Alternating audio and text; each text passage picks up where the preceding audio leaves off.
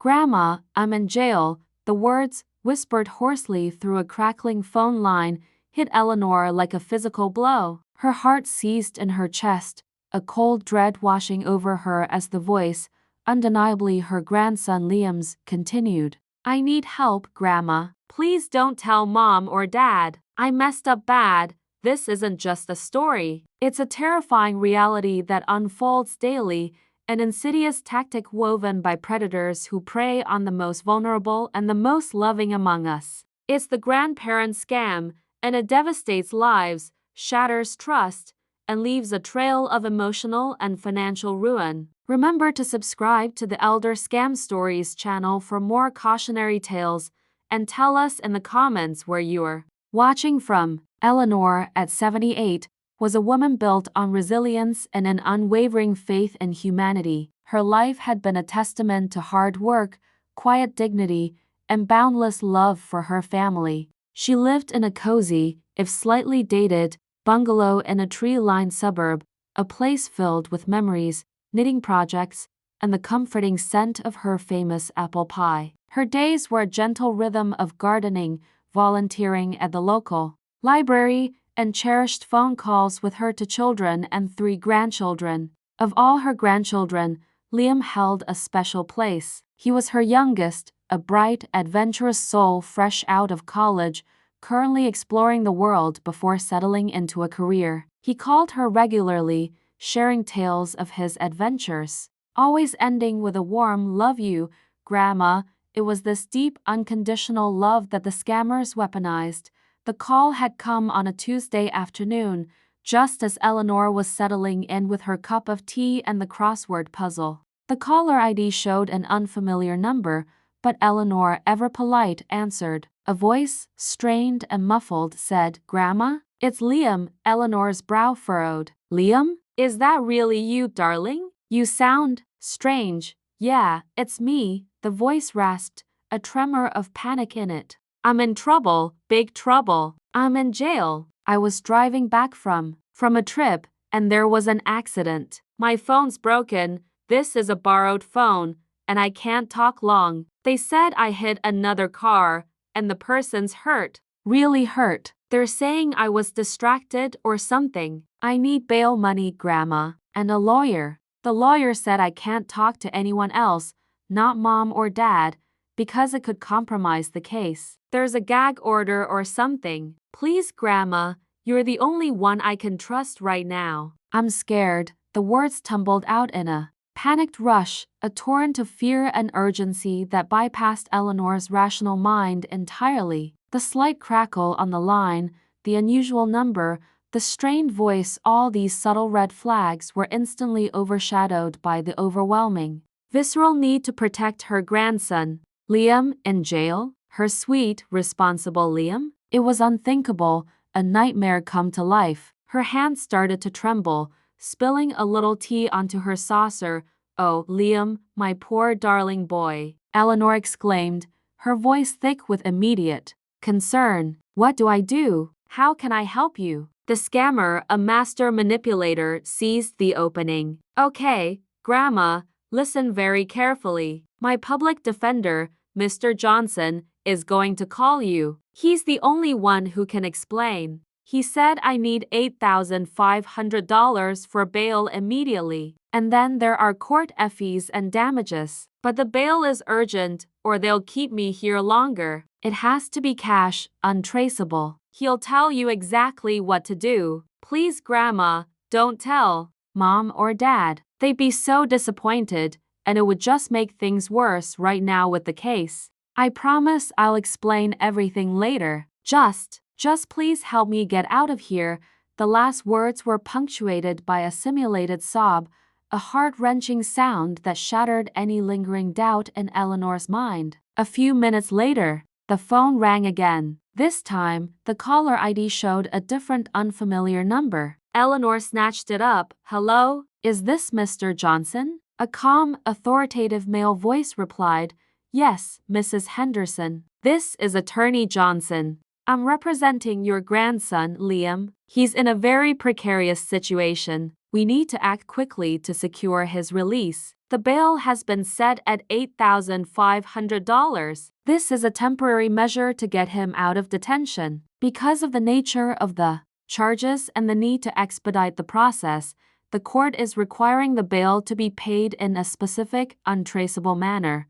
Through gift cards, Eleanor frowned. Gift cards? But I don't understand. For bail? Yes, Mrs. Henderson. It's an unusual but increasingly common method for fast, provisional bail payments in certain types of cases, especially when the defendant has no local TIs or bank accounts. We need to purchase $8,500 worth of iTunes gift cards or Google Play cards. Any major brand will do, as long as they're readily available. You'll then read the numbers off the back of the cards to me. This allows for an immediate transfer to the court system's account. Do you understand? The lawyer's voice was firm, professional, yet carried an undertone of urgency that kept Eleanor from questioning further. But $8,500 worth of gift cards? That's an awful lot, Eleanor stammered, her mind reeling. She rarely used gift cards, certainly not in such astronomical amounts, Mrs. Henderson. Your grandson's freedom hinges on this. If we don't get him out today, he could be held over the weekend, facing more severe charges and a much higher bail amount. He's very distressed. This is the fastest, most discreet way to help him. Can you do this for Liam? The implicit plea, the invocation of Liam's name, was designed to tug at her heartstrings, to make her feel solely responsible for his plight. Eleanor swallowed hard, her heart pounding. Yes, of course. For Liam. Where do I go? Go to your nearest convenience store or supermarket that sells a wide variety of gift cards. You'll need to buy as many $500 or $100 cards as you can find. If the clerk asks why you're buying so many, tell them they're for gifts for a large family or for a corporate incentive program. Whatever you do, do not tell them they're for bail or for a lawyer. That would alert them to potential fraud, and they might refuse the sale, putting Liam's release at risk. Remember the gag order, Mrs. Henderson. Discretion is paramount. The scammer had covered every base, anticipating the natural skepticism of a store clerk. He was isolating her, instructing her to lie, further entwining her in his web of deceit. Eleanor, in her panicked state, nodded to herself, absorbing every instruction. She grabbed her purse, her car keys, and headed out the door, her mind a whirlwind of fear and a desperate need to help.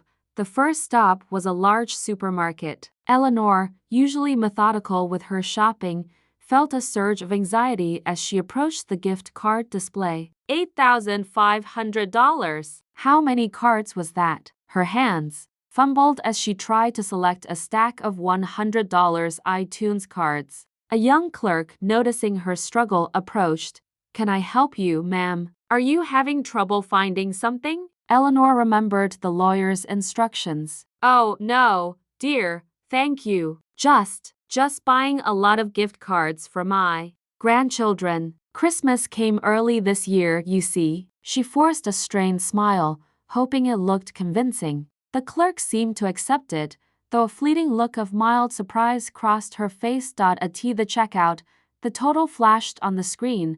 $8,500. Eleanor's credit card, usually reserved for groceries and small purchases, was swiped. It went through. She breathed a sigh of relief. Back in her car, the phone rang. It was Mr. Johnson. Did you get them, Mrs. Henderson? His voice was calm, expectant. Yes, I have them, Eleanor said, her voice trembling slightly. Excellent. Now, carefully scratch off the silver strips on the back of each card. Read me the 16-digit code clearly and slowly, one by one. Do not hang up. For the next 20 minutes, Eleanor meticulously read out the numbers, her fingers fumbling with each card. As she spoke each code, she imagined the funds being instantly transferred, Liam's freedom secured. When she finished the last card, she slumped back in her seat, exhausted but filled with a profound sense of relief.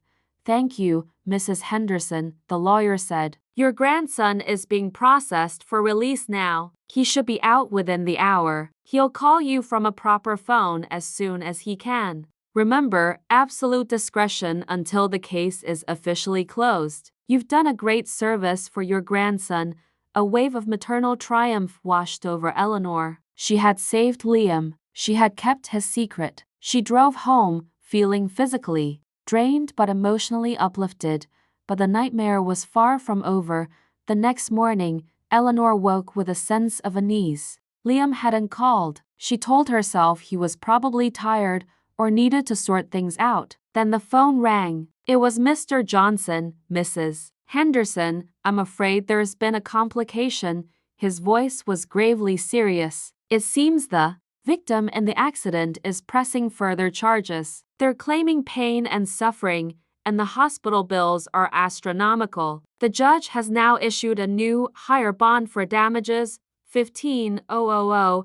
Eleanor gasped. $15,000. "But we just paid $8,500. I know. It's an unfortunate development, but these things happen in civil cases." Liam is very upset. He's still in a precarious legal position, and if we don't secure this additional bond, they could re-detain him, and his future could be jeopardized. "We need to move quickly again, Mrs. Henderson. We need another $15,000.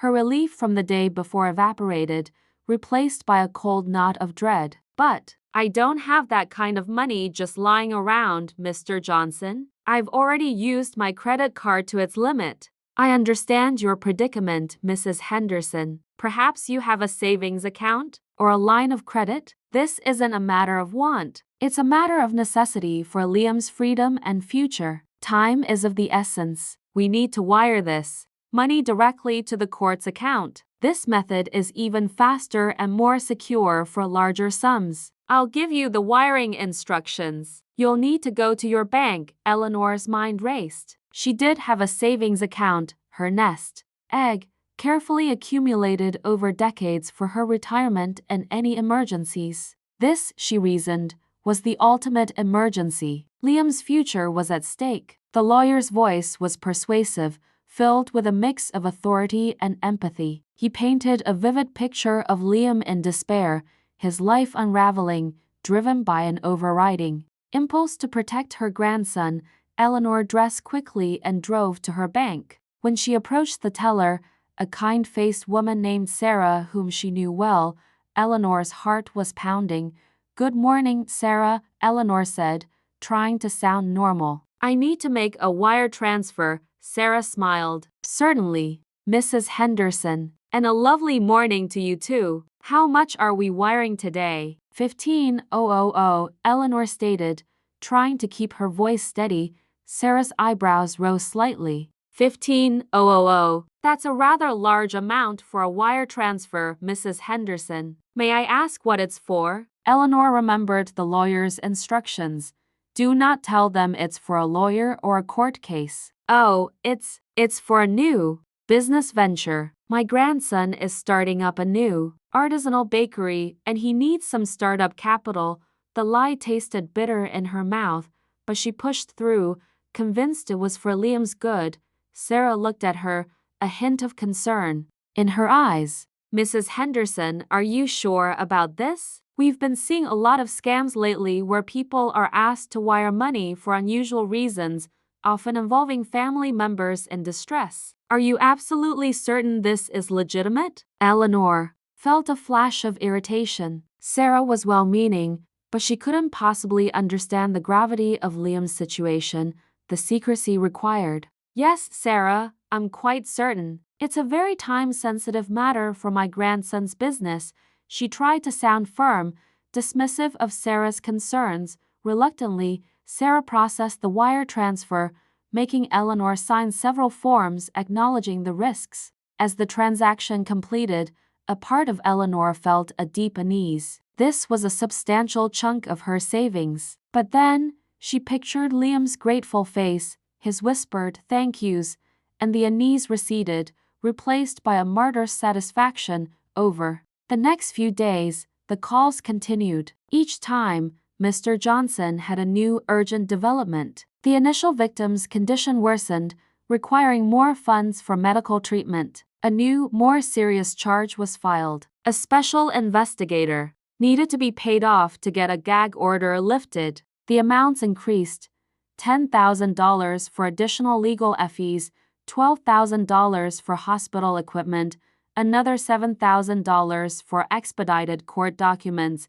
Eleanor was caught in a terrifying spiral. She drained her savings account. She even took out a small loan against her home equity, telling her bewildered children it was for necessary home repairs she had been putting off. The shame of lying and the growing fear of losing everything weighed heavily on her. She felt constantly on edge, jumping at every phone call, her appetite gone, sleep elusive. Her normally cheerful demeanor was replaced by a haunted look.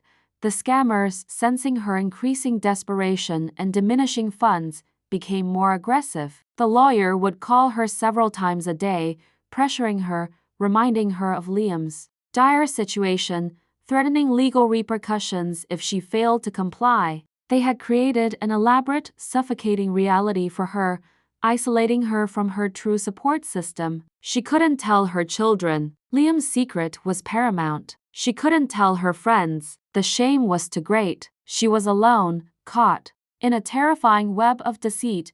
One Saturday afternoon, almost 2 weeks after the first call, Eleanor was sitting on her porch, trying to compose herself before her daughter, Brenda, came over for their weekly visit. She was mentally calculating how much she had left, how much more she could possibly extract from her dwindling resources. She had sent over $60,000. It was nearly all gone.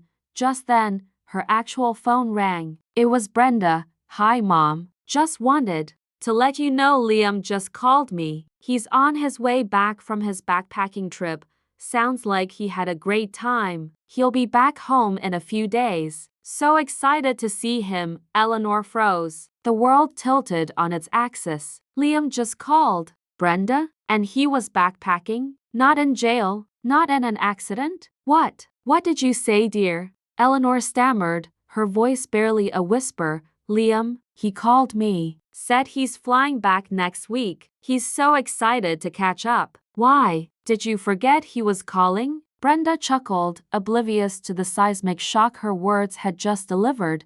The phone slipped from Eleanor's trembling fingers, clattering onto the porch floor. The blood drained from her face, leaving her ashen. Liam, her Liam. He was safe. He was free. He had never been in jail. The lawyer, the gag orders, the terrifying calls, the tens of thousands of dollars. It was all a lie, a cruel, elaborate, soul-crushing lie. When Brenda arrived, she found her mother in a state of profound shock, tears streaming silently down her face. It took hours of gentle coaxing, of comforting hugs and worried questions, before Eleanor could finally articulate the horrifying tale. As the story unfolded, Brenda's face shifted from confusion to disbelief, then to icy rage. "Mom, why didn't you tell me? Why didn't you call Liam yourself?" Brenda cried, her voice cracking with a mixture of anger and heartbreak. "He told me not to," Eleanor whispered, the shame and unbearable weight. "He said it was a gag order, that it would hurt his case. He said he trusted me. I just wanted to help him, Brenda. I love him so much." The discovery was devastating for the entire family. Liam, when told, was heartbroken that his beloved grandmother had been targeted, his identity stolen and used to inflict such pain and financial ruin. The family immediately contacted the police and the FBI. But as is tragically common with these scams, the money was gone, vanished into the vast, untraceable networks of international organized crime. The gift cards had been cashed out within minutes of the codes being read. The wire transfers had disappeared into anonymous accounts. The lawyer and the grandson were nothing but phantom voices, carefully constructed personas designed to exploit love and trust. Eleanor was left not just with a devastating financial loss, over $60,000, nearly her entire life savings and a loan against her home, but with a profound emotional wound. The betrayal was crushing. She felt foolish, humiliated, and deeply ashamed. Her trust in others, once boundless, was shattered. She struggled with immense guilt, believing she should have known better. Despite the sophisticated tactics employed by the scammers, the family rallied around her, providing emotional support and helping her navigate the bureaucratic nightmare of reporting the crime. They installed call blockers, educated her on red flags, and made a pact to always verify urgent requests for money, no matter who they claimed to be. The grandparent scam is a stark reminder of the sophisticated and cruel nature of elder fraud. It preys on the most fundamental human emotions: love, fear, and the powerful instinct to protect one's family. The scammers isolate their victims, create urgency, enforce secrecy, and exploit genuine affection. The gag order is a particularly insidious tactic, designed to prevent the victim from verifying the story with other family members, thereby maintaining the illusion of a crisis. The red flags are often subtle, buried under a landslide of engineered panic. The muffled voice, the unknown number, the urgent demand for immediate, untraceable payments like gift cards or wire transfers, and above all, the insistence on secrecy. If a loved one, especially a grandchild, calls in a crisis and demands money, immediately try to verify their identity. Ask questions only they would know. Call them back on a known number. Contact other family members to confirm their whereabouts. A genuine loved one in distress would want you to verify. A scammer will threaten, isolate, and pressure. Eleanor's story, while unique in its details, is a universal cautionary tale. It underscores the critical need for open communication within families about financial matters and potential scams. It highlights the importance of skeptical vigilance, especially for older adults who grew up in a more trusting world. It emphasizes that no matter how convincing or urgent the call may sound, a moment of pause, a quick verification, can prevent a lifetime of regret.